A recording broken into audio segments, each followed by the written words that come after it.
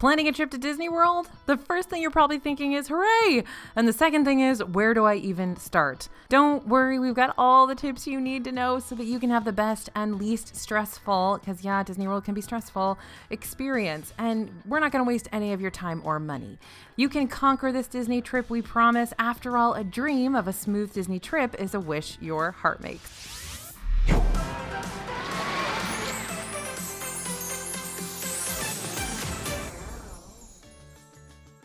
Hey everybody, it's AJ for Disney Food Vlog. There is so much happening at Disney World right now, and things are constantly changing. There is a lot of information to digest, and it can be very overwhelming no matter how many guidebooks you buy. That's why we've narrowed down the tips you will absolutely need for your Disney trip, and we put them all in one place. We are here to make your life easier. That's what we get up in the morning to do. Now, don't worry about taking notes either. We've pulled all this information into a handy printable PDF for you. Head to disneyfoodblog.com/awesome secrets, sign up for our free newsletter, and we'll send that PDF right to your inbox. Ready to relax and pick up a ton of new tips? Here we go.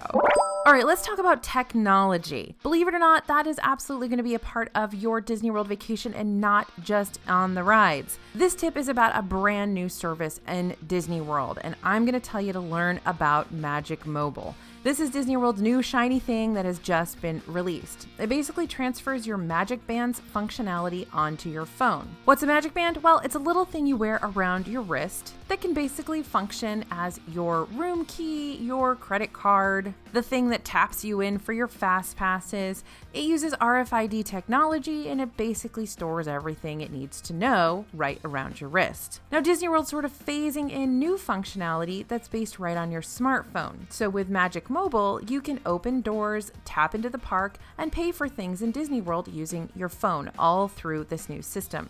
Some guests love it, most guests hate it, because if your phone wasn't losing battery too quickly already, right? But it's the wave of the future, so best figure it out before you head to Disney World.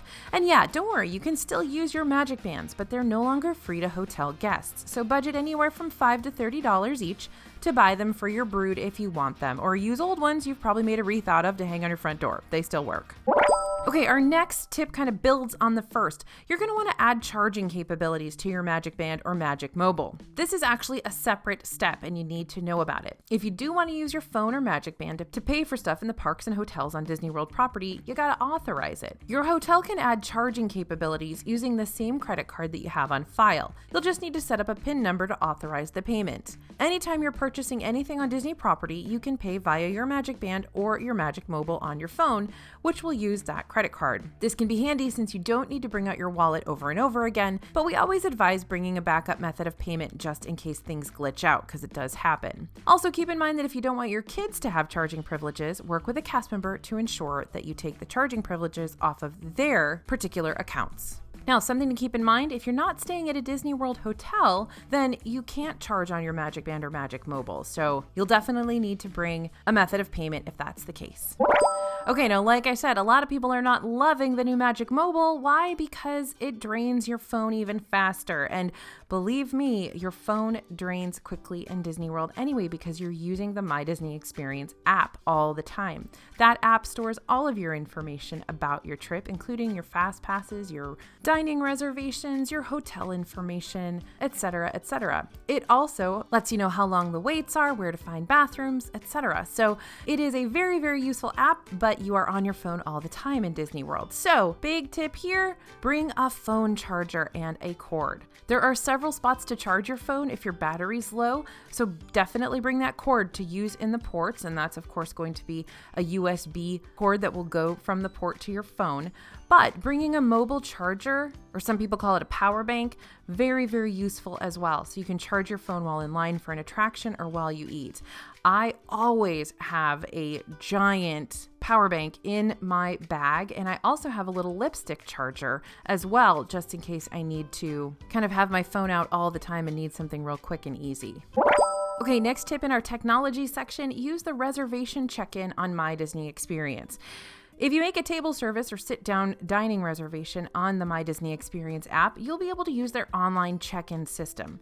Once you're close to the time and location of your reservation, click on your reservation in the app and there will be a Start Check-in button available for 20 minutes prior to your reservation. By using this feature, you can bypass the check-in line at the podium at your restaurant, and it also allows you to put yourself in line 20 minutes earlier in case you're wanting to dine as quickly as possible. That's a huge tip that I don't hear anybody talking about. All right, another great technology tip, download a good weather app. Use whatever you like, but make sure it has minute-by-minute radar updates and predictive radar. That way you can keep an eye on what's coming your way and make decisions about outdoor rides like Test Track and Big Thunder Mountain Railroad before they close for a storm. Nobody likes to admit they've waited an hour for a ride that gets shut down for a storm right before they get on the attraction, but it happens nearly every day. Be smart, check the weather before you get in line. Oh, and don't leave outdoor rides for the afternoon, especially if you're visiting in the summer. Our reporters in Disney World all have really good weather apps on their phones and they use them regularly. It's not just smart, it's a pro tip. And another app you want to have on your phone, a rideshare app. Download it before you go, figure out how to use it. Disney World is super weird right now. Transportation is taking longer, ride queues are longer, and it's very easy to miss your reservation. So download a rideshare app and load in a valid payment card so that in an emergency, you can just call a ride to your next location. It will be much faster than Disney transportation, and usually the nominal cost of a rideshare is less expensive than being charged $10 per person for missing your dining reservation. And of course, you can always take taxis. There are always going to be taxis sitting outside theme park parking lots, and a hotel can always call you a taxi as well. All right, moving on to our dining tips. Now, heads up, I'm just gonna let you guys know, this is a very, very long video, but we still are not talking about every single tip we know of. So you gotta subscribe to our channel. You gotta watch the rest of our videos because so many tips did not make it into this video, even though they're awesome tips. Now, these are great things, good information to know, but you gotta check out our other videos because there's so much more on the channel. All right, going into our dining section. First tip here is to make a sit-down lunch reservation. So if you're planning on spending a whole day in the parks, rope drop to fireworks, make a reservation at a table service restaurant for lunch. While you're seated and eating, you're able to take off your mask, and a lunch reservation gives you the opportunity to sit and relax for a little while, have a long mask break in the middle of the day, maybe have some AC, and just to chill out a little bit. This is also a great opportunity for your littles to have a quick nap. We always do advise that people head back to their hotel in the middle of a long day so they can nap, maybe swim in the pool, and then head back to the park after things cool down a little bit. But if you're not able to do that, if you're just going all day long, then book a table service lunch reservation. Sit down and relax for a little bit. You're definitely going to need it. All right, our next tip is to use the Walk Up Waitlist. Now, this is another thing that's brand new. If you aren't able to make a dining reservation, check the My Disney Experience app when you get into the park and see if they have any last-minute availability. I love that Disney has added this to the app. Several restaurants on the app will have a join waitlist option. Additionally, you can search in the app for all the available dining seatings in that park once you arrive. Just click check available dining once you have entered the park. If you have issues, guest relations can also look to see if any restaurants have an opening. But it's a great tip. If you're on a last minute trip or you didn't make a dining reservation for that day and you'd like a sit down meal, there are lots of ways to figure out that information. Okay, now this next one is a really big tip and a very important one for basically anybody visiting a theme park right now in Disney World. Be smart about the state of mobile order. This mobile fast food ordering feature is basically a requirement right now since Disney's implementing social distancing and there isn't room for a bunch of lines at the ordering kiosks. Back when a select few knew about mobile order, it could actually save you time. But now that everyone's basically required to use it, there are some drawbacks.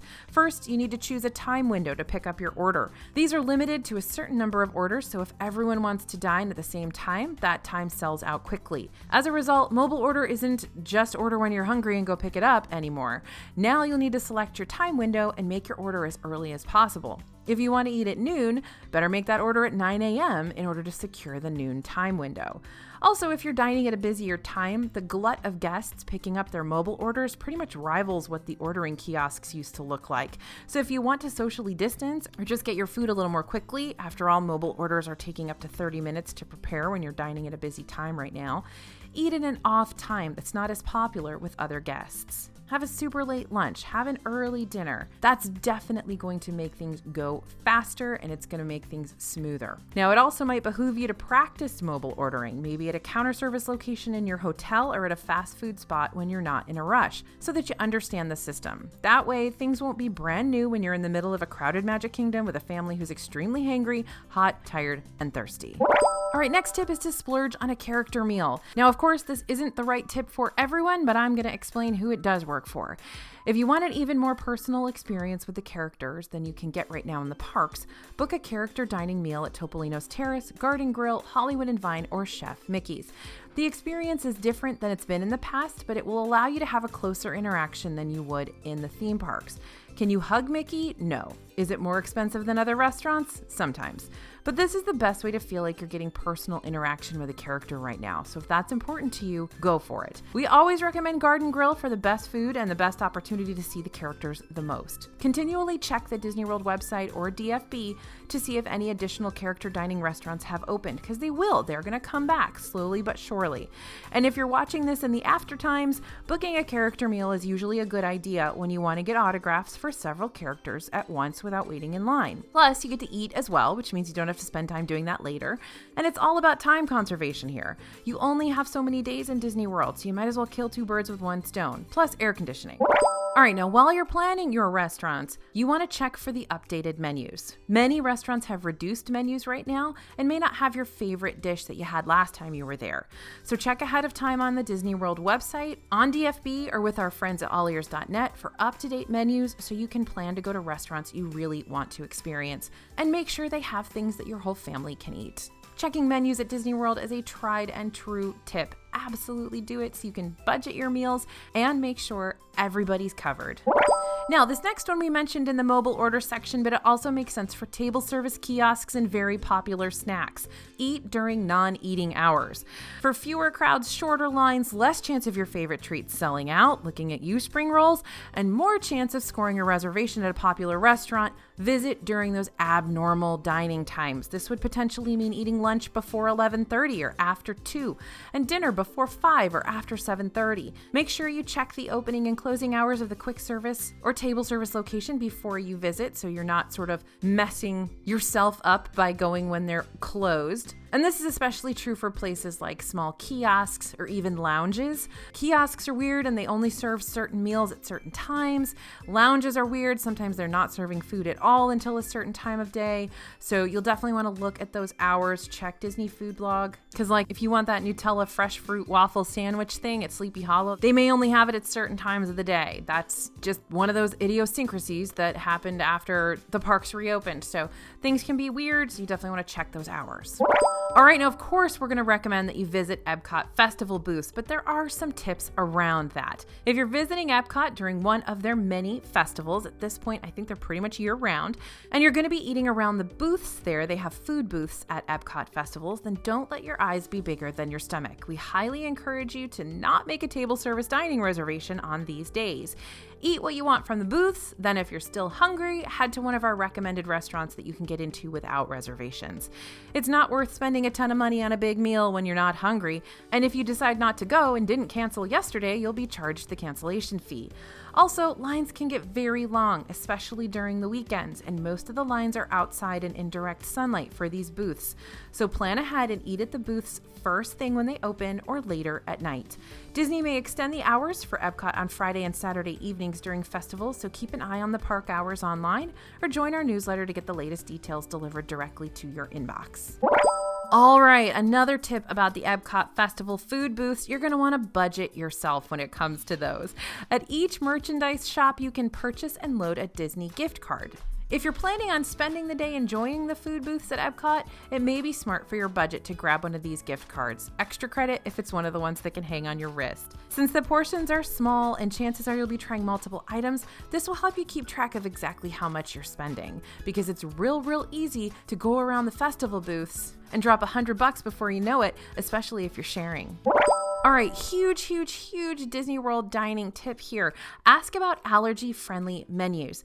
Disney restaurants have several allergy-friendly options, and if someone in your party has an allergy, let your server or quick service cast member know about it. They're going to provide you with an allergy-friendly menu that lists all the options available for the most common types of food allergies.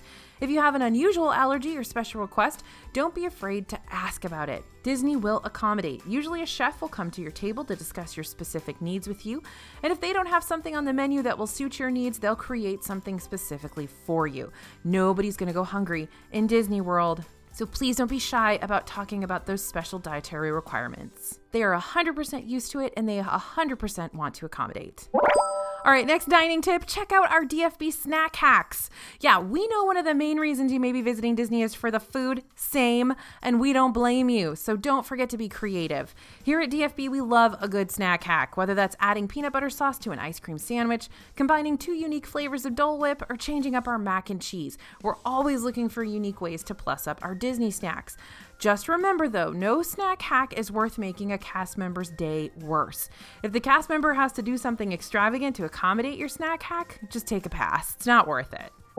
And another quick festival tip, grab a festival passport. If you're visiting the EPCOT festivals, get one of these little passports from any merchandise shop or booth. There is dietary information in there, plus you can plan out all of the delicious food that you want to try.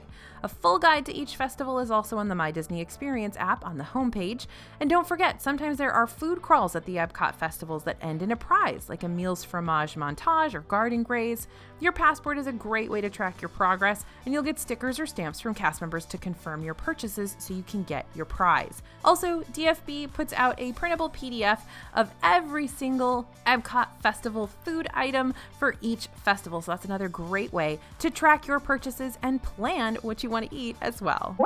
Okay, we're moving on now to our hotels and transportation section of our 50 awesome secrets for your Disney World trip. Now, what if you have champagne taste but want to maintain a sparkling cider budget? Well, Disney categorizes their resorts into 3 tiers: value, moderate, and deluxe. The amenities and theming between each resort category vary, and the price increases as you move up each tier. If you're wanting to experience deluxe resorts but have a tighter budget, we got 2 options for you. First, stay at a moderate or value resort, then use the monorail and Skyliner transportation to resort hop between the deluxe resorts. You can visit the Polynesian Village Resort, Contemporary Resort, and Grand Floridian Resort and Spa via the monorail, and the Yacht and Beach Club Boardwalk Inn and Riviera Resort via the Skyliner. Remember that right now you'll need a dining reservation to visit any resort you're not staying in. That's a COVID-19 precaution, and Disney will probably roll that back in the future. Now, you can also opt to stay in the Grand Destino Tower of Disney's Coronado Springs Resort. This is your second option if you've got that champagne taste but sparkling cider budget. Now, this spot caters to conference goers, so even though the price is that of a moderate resort, it boasts several deluxe amenities like fitness centers, more on-site dining options, a salon, and even a club level or concierge level choice. Coronado is pretty far from just about everything and has a few other drawbacks, but if you're looking for a deluxe feel at a moderate price, this could be it for you. Now, one more option. I know I said 2, but I got one more. One more option if you'd like to feel like you're staying at a deluxe resort but don't want quite as much of a wallet squeeze. Consider the Swan and Dolphin resorts. I talk about these a lot because they make a lot of sense.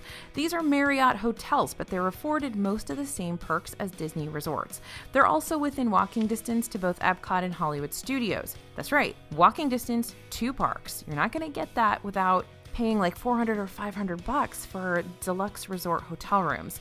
But at Swan and Dolphin, you're not going to pay that much. Now, the rooms are similar to deluxe resort rooms, and there are lots of dining options at these 2 hotels. They do slap a hidden resort fee onto the cost, but even with that, you're still coming in lower than most Disney deluxe resort hotel rooms in most cases, so it's usually a win-win. And don't forget, you can use your Marriott points, you can earn Marriott rewards points here, and you can look for discounts, which is going to bring the price even further under that of a Disney deluxe resort. All right, next awesome secret is that transportation has limited capacity right now. Now, Disney transportation from the resorts and parks is operating at a lower capacity, which means it could take longer to get on a bus, monorail, or boat. You want to plan for extra travel time and leave early to give yourself plenty of time to get where you are going.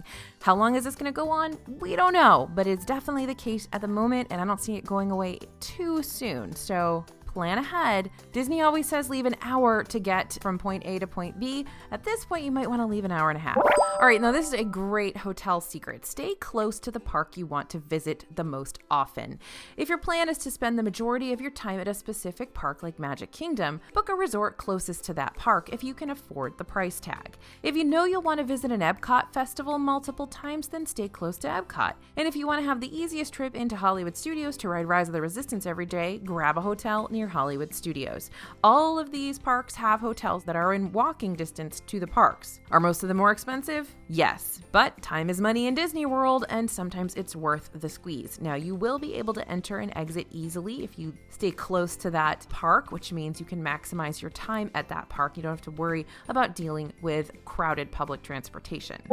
All right, now we've got a whole slew of transportation and ticket center tips for you. Now, if you don't know what the transportation ticket center is, that is where you park your car if you're going to the Magic Kingdom. Yep, when Walt was building Magic Kingdom, he didn't want reality anywhere close to his park, so he surrounded it with empty land and a big old lake. So when you go to the Magic Kingdom from the parking lot, you actually have to park across the lake and either take a monorail, a ferry boat, or a bus across the lake or around the lake to get to Magic Kingdom. He did not want anyone to feel like they were even being touched by reality after what happened in Disneyland, which is as soon as Disneyland opened, tons of non-Disney hotels and restaurants and stores and shops and gas stations popped up all around Disneyland. So you can basically see the real world from Walt's fantasy world, and he did not want that to happen in Disney World. That's why you got the Transportation and Ticket Center.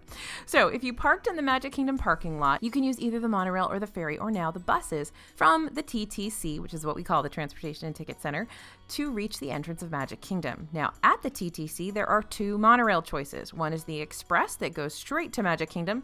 The other is the Resort monorail that stops at each hotel around the Magic Kingdom. Now, both the Express and Resort monorails stop at the Magic Kingdom and the Transportation and Ticket Center. So, even though you're not going to the hotels, it doesn't take that much longer to stop at each of them, and you might have a much less crowded monorail and a shorter line to get on the monorail. Now, when you're exiting the park to head back to your car, if both monorails are running, choose the shortest line, which is typically the Resort line, since both will get you to the Transportation and Ticket Center eventually. Keep in mind that the EPCOT monorail from the Transportation and Ticket Center is currently not running, so you will need to take a bus from the Transportation and Ticket Center if you're planning on going to EPCOT after Magic Kingdom. Again, that's a COVID-19 precaution. Eventually, that EPCOT monorail will probably return to service. Oh, and if you park at the TTC in the morning and the lines for the monorails and ferries are atrocious, which they usually are, look for the bus. There's often a bus running from the Transportation and Ticket Center to Magic Kingdom, and nobody ever wants to take the bus because that's not magical. But you want to take it because it's the fastest route with the shortest line. All right, now speaking of those giant Disney World parking lots, sometimes you're so excited to get in the park that you don't think about remembering where you parked your car. The parking lots are huge, so you want to take a photo of which lot you're in and which row you're parked on. Don't assume that you'll remember, because you will forget, believe me. Now, another great way to find your car is to put a car flag on one of your windows. That way, you don't have to be like me and press the panic button on your keys to try to find your car every single time. Yep. Do Disney stuff for a living, still can never find my car.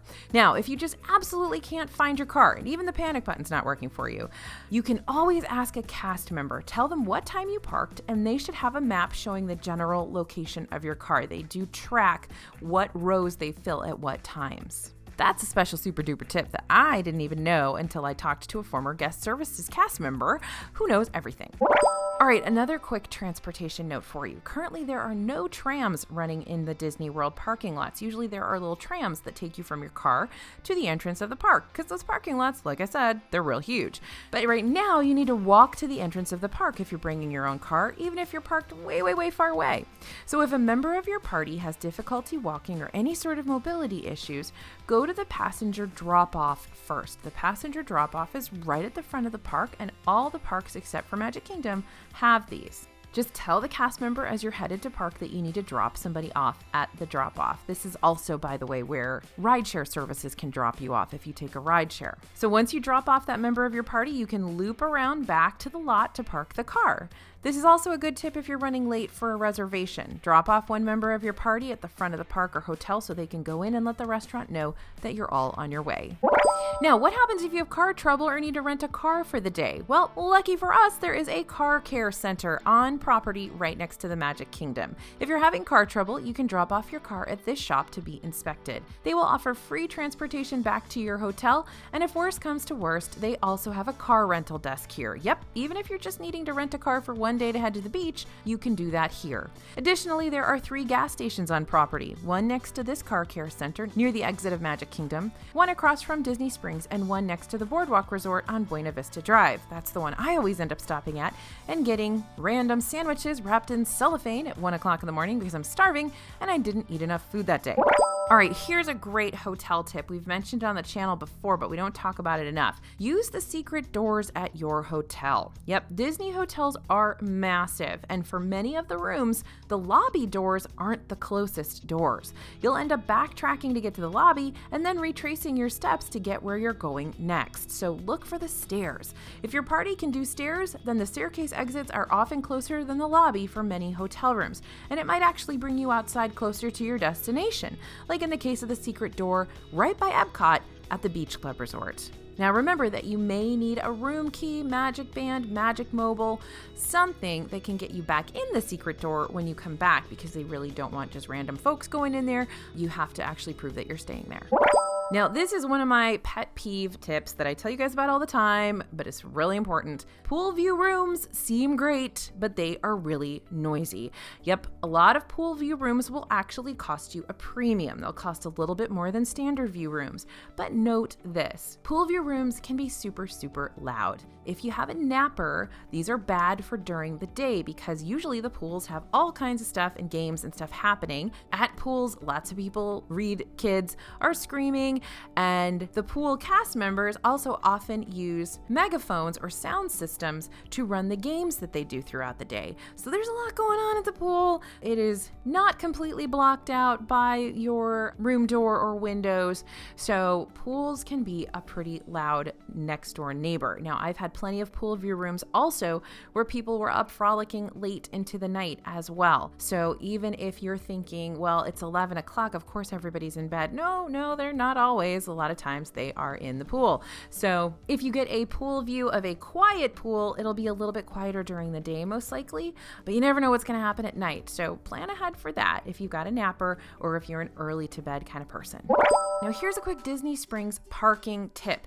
When you go to park at the orange or lime garage at Disney Springs, you're going to want to park on the second floor or higher. Why? Because the second floor is the one that has the direct entrance to Disney Springs. If you don't park on the second floor, you're going to have to take an elevator or an escalator down to the second floor. So if you're wondering why it says there aren't any parking spots on the second floor, that's why.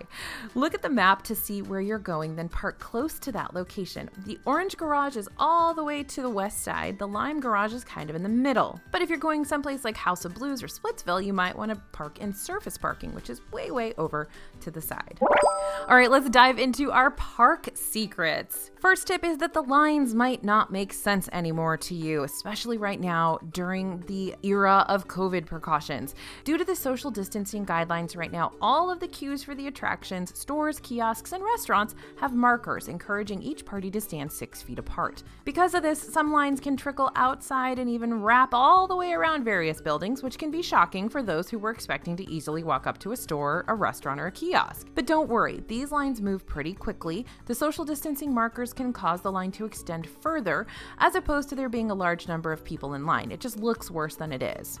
Keep in mind, too, that stores and restaurants do still have capacity limits, which will affect how quickly that line is moving.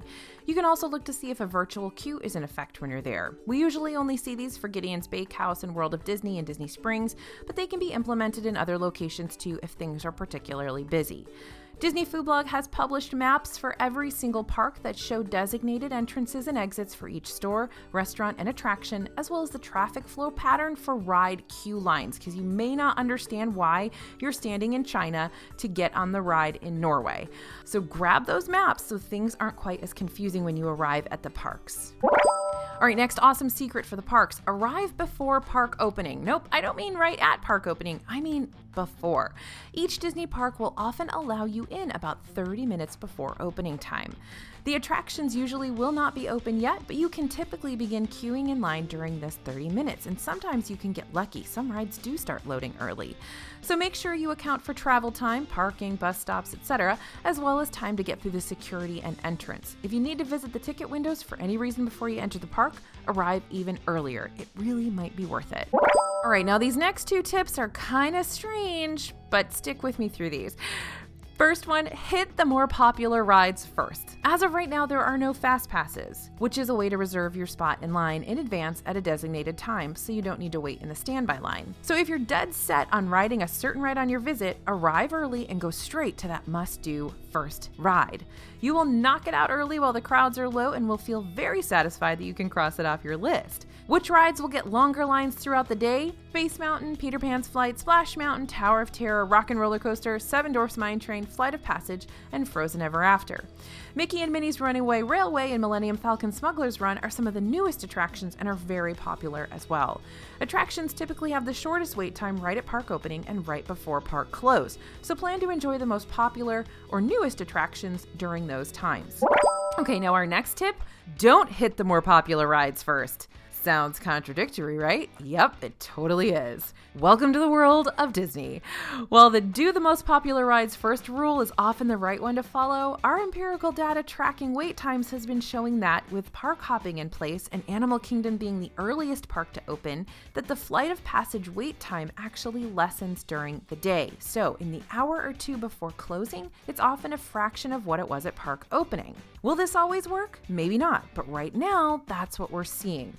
Also, there is a little known tip that actually works pretty well, that you should ride a few of the less popular rides at park opening, like It's a Small World and Peter Pan, instead of running to the mountains in Magic Kingdom. This theory is that you can knock out several short rides that will have much longer waits later in the day, and then hop in line for the most popular ride right at park close. You'll still be waiting an hour or so for that most popular ride, but since all the rides will have closed, you won't be using up valuable park time waiting to ride. Is your brain exploding yet? I promise it all makes sense. All right, next awesome secret for your Disney World trip is understand the new park hopping rules. Park hopping is when you visit 2 different Disney parks in one day, or 3 or 4. Now, park hopping returned to the Disney World parks on January 1st, 2021. If you have a ticket that allows park hopping, you will be able to hop to another park after you visited the park you originally had a park pass reservation for. Got it? Straight? Okay. Disney said that you will not need to make a reservation for the second park you visit, but that entrance may be restricted due to park capacity. So this is the only time you may run into difficulty. If the second park you want to go to, or third or fourth park, is at capacity, you won't be able to get in. So to determine whether it's at capacity before you arrive and get turned away, call 407-560-5000. That's the park hopping phone number. For some reason, they don't have this on the My Disney Experience app. I have no idea why. You have to call this phone number, but that's the phone number to call to see if a park is at capacity. Now, another park hopping tip, be sure to note the staggered park hours. EPCOT usually opens last around 11 a.m. or 12 p.m. Animal Kingdom usually opens first, but closes first as well. So plan around the park hours to determine where you want to start and where you want to hop. On the day or days you're planning to park hop, plan on going to the park that opens the earliest first, and then the park that stays open the latest second. This will allow you to maximize your day in the parks and spend as many hours in the parks as you can. But also note, everybody else is going to be doing that too. So it may make sense to hit one of those later opening parks first and then head over to Animal Kingdom in the afternoon, because then everybody's leaving and going to EPCOT, and then you'll get to ride Flight of Passage super quick. I know, like Disney World wasn't hard enough to plan before, and now it's kind of like taking calculus. All right, next awesome secret for your Disney World trip, check for soft openings.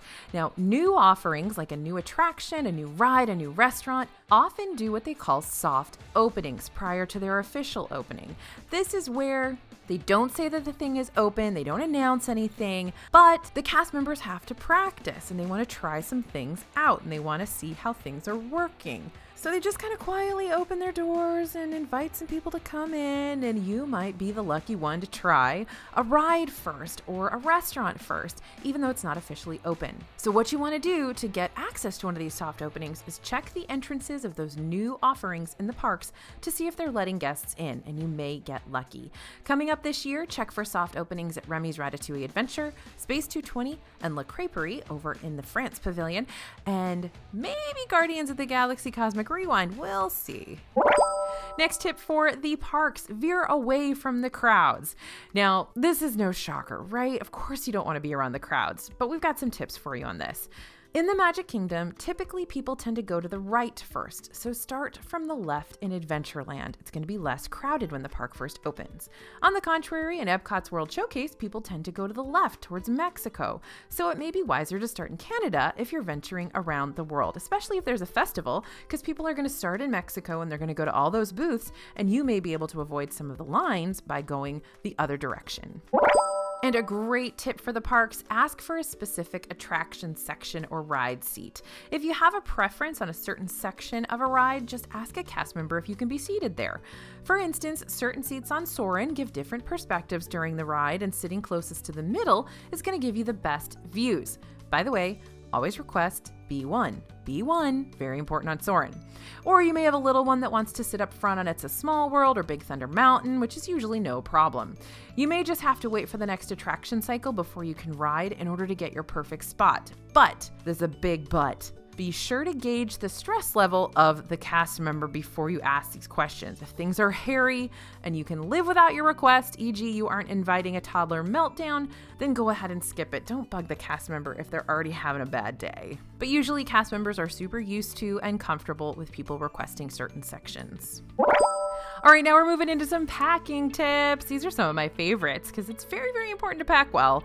And I'm also super weird about packing. Okay, first one is bring your own plastic baggies. One of the best tools at the parks is a plastic Ziploc bag. You can use it for a leftover snack you couldn't finish, to hold your phone in case it starts raining or you're on a water ride, or for your sunscreen and hand sanitizer to keep them from spilling all over your bag. I've also been known to use them to wrap up used diapers that are a threat to humanity before I throw them away. Yes, you're welcome. Oh, and to hold wet ponchos that I don't want to put in my bag to drip everywhere, and to hold wet clothes after a kid has an accident or frolics in a splash zone. Oh, by the way, parents and caretakers, be sure to bring extra changes of clothes into the park. If you don't bring them, you will for sure need them. Also, I use baggies to hold wet shoes, garbage that's been created where I can't get to a trash can quickly, etc., etc., etc. I mean, these are little miracle products when you are in theme parks. Bring your baggies. And of course, bring those layers. Florida weather is super unpredictable. We talk about it all the time. If you're visiting in the late fall, winter, spring, the mornings and evenings can be chillier, but the middle of the days can be super, super hot. Bring a few jackets and socks you can use at the cooler times, plop them into a locker during the heat of the day, or buy those fancy ones that just scrunch down into a little tiny 1 by 1 inch cube and stick them in your bag. But layer up so you can take that stuff off through the day. All right, shoes. Shoes in Disney World is a super big deal. So our tip here is to bring flip-flops or wear quick drying shoes. Here's why. You will definitely want your comfiest shoes while at Disney. And if you're planning on riding a water ride and are wearing tennis shoes, boots, or nice sandals, don't wear nice sandals. Bring flip-flops to wear on the ride. This is key if you don't want to walk around in wet socks. This is also a great tip if there is a chance of rain. You can wear the flip-flops while you're trekking through the puddles. But honestly, my favorite tip, and I've said it before, and this is what I always do, break in a good pair of quick drying sandals that have a back strap. In my script right here, those words are all in caps, and I did that way on purpose. The backstrap is key. If you've ever walked for long in wet flip-flops, you know what I mean. You're basically sliding all over the place.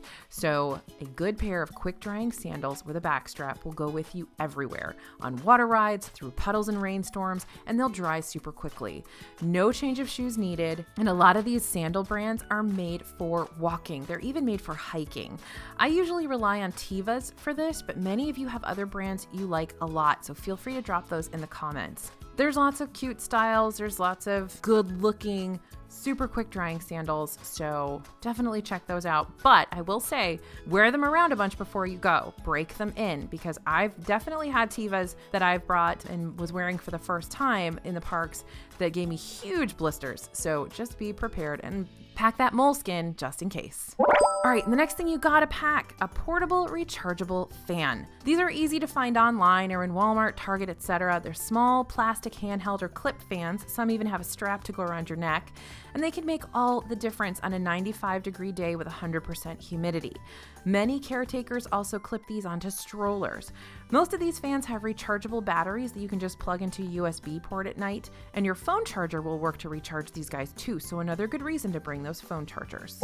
All right, moving on to budgeting and planning. Book your park passes early. This is another thing I have all in caps in my script. Super, super important. If there's only one tip we give you, it's going to be this one. Even super planners like me are not used to this little glitch in the system, and I'm kind of freaking out right now that I do not have park passes booked for this summer yet. So yeah, I'm freaking out.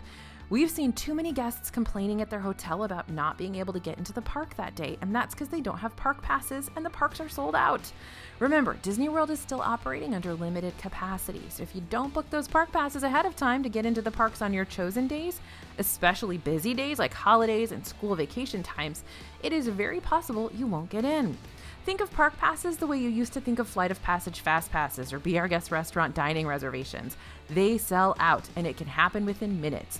So if you're already too late for some of your dates, please read Disney Food Blog. We report on when Disney replenishes their park passes for popular dates, and those will go fast. So something like October 1st, the 50th anniversary, if you're hoping to get into Magic Kingdom that day, you're out of luck right now, but we are going to post as soon as we find out there's more park passes available, so keep an eye on DFB.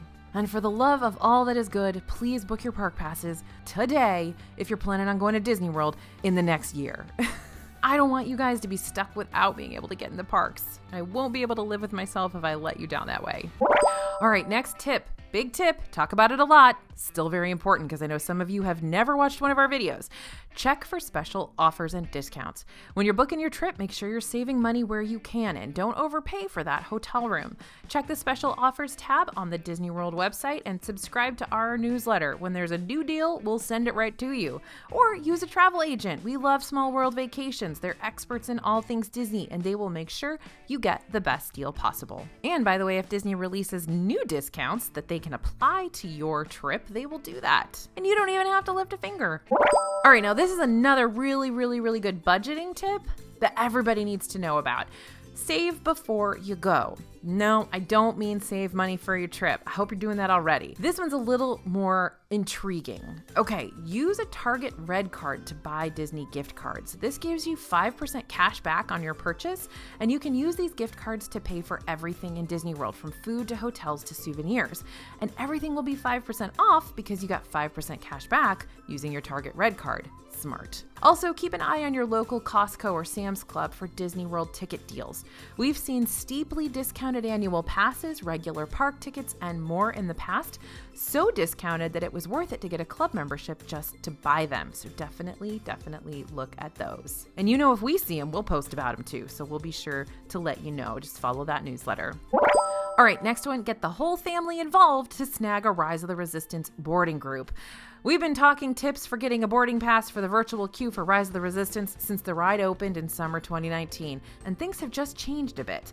You can now join a boarding group before the park opens, at 7 a.m. actually, and you can do that from anywhere. You will need to have a ticket and park pass reservation for Hollywood Studios the day you want to ride. Set an alarm for the whole family prior to 7 a.m. and try to have as many people as possible logged into your My Disney Experience account. At 7 a.m., everyone can try to get a boarding group. The more people clicking, the better the chances are. Keep in mind that you will only be able to join one boarding group. And remember, in order for this tip to work, you need to have everyone signed up on My Disney Experience and already linked to you in order for them to be connected to your boarding group. So do that ahead of time. It's very important. There are lots of approval emails and things like that. Don't wait until you're in Disney World. Do this before you go. All right, next tip for your trip. Stay aware of travel restrictions. Some states require self-quarantine when visiting or returning from certain locations, so stay up to date on that info so you know what you need to do.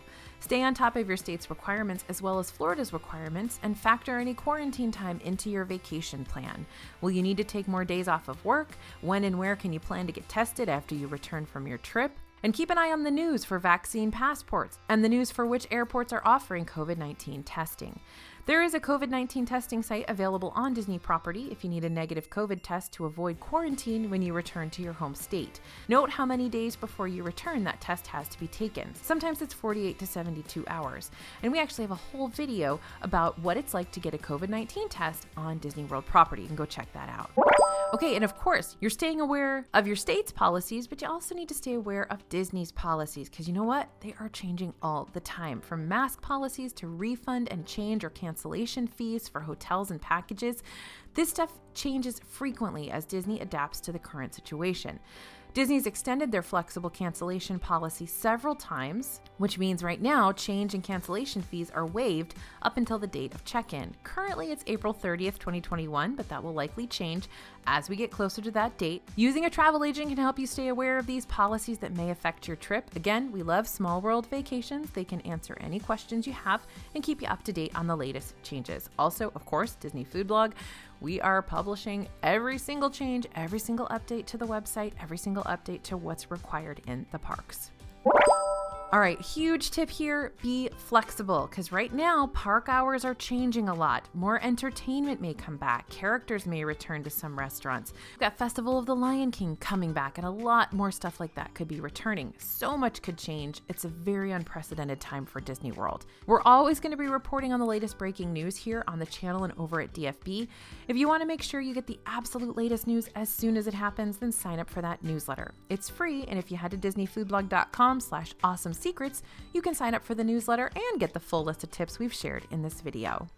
All right, next tip I want to share with you is about Disney Springs, and I have some personal frustration around this one. Disney Springs is a shopping and dining district on Disney property. It's free to visit, anyone can go. But to limit capacity issues at Disney Springs, the parking garages will close if they get too crowded. If you're driving and the garages are getting close to capacity and you have a dining reservation, have the reservation confirmation pulled up to show a cast member just in case. I have personal experience with this, and it was horrible. This is the exact kind of thing that when it happens to me, I mentally make a note to tell you about it so that you don't find yourself in the same situation. I had a dining reservation Saturday night in Disney Springs. I was meeting a friend who was already there, so I really couldn't skip out. The garages were closed, surface parking was closed, because everything was at capacity. I called the restaurant and they said, yep, just show a cast member the reservation and they'll let you in. So after waiting in, no joke, 1.5 hours of traffic to drive from one side of Disney Springs to the other side of Disney Springs, I finally got a parking space.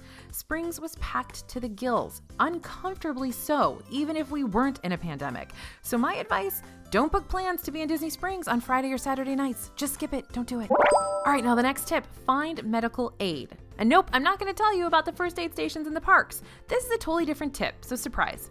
If you are at a resort and need minor medical assistance like a Band-Aid, medicine, etc., and there's a long line at the front desk, ask a lifeguard. They will have medical supplies on hand, and they are also trained to assist if you're having a medical emergency. I never knew that. The lifeguards have Band-Aids. Good to know. Now, if you get sick and need prescriptions, there's another situation entirely. If you feel yucky while you're in Disney World, there are several urgent care locations nearby. But if you don't have a car and don't want to deal with a rideshare, consider a telemedicine app.